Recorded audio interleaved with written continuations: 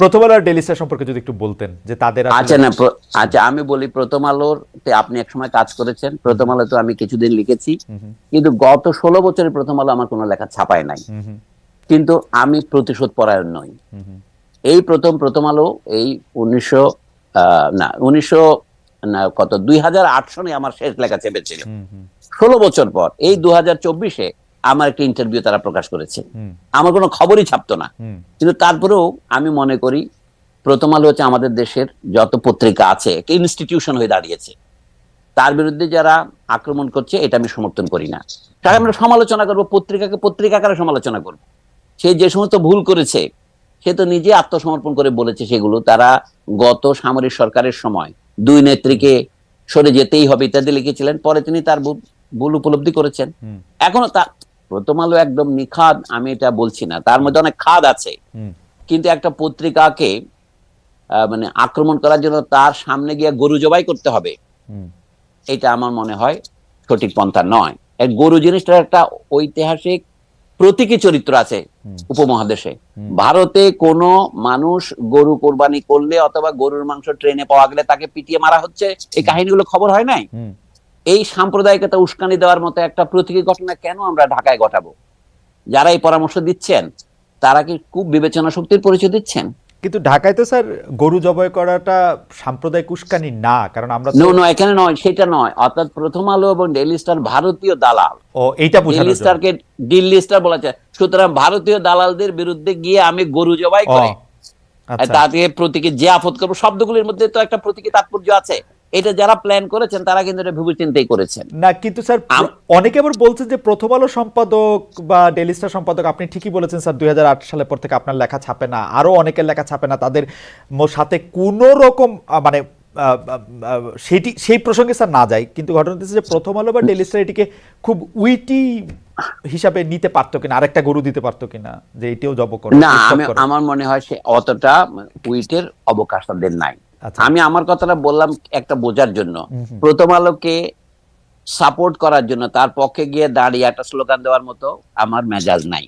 কিন্তু একই সাথে আমি বলবো কি, যেহেতু আমার সাথে প্রথম আলো ভালো ব্যবহার করেনি, লেখক হিসেবে আমাকে সমাজ থেকে একেবারে প্রথম আলো মুছে দিতে চেয়েছিল।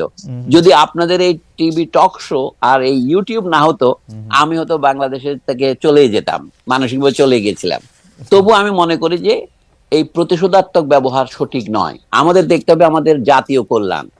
প্রথম আলোতে আমি বহুদিন দেখেছি, আমি শুধু সেই কৃতজ্ঞতার জন্য বলছি না, প্রথম আলোর মতো একটি ভালো পত্রিকা করেই আপনি প্রথম আলোর জবাব দিতে পারেন।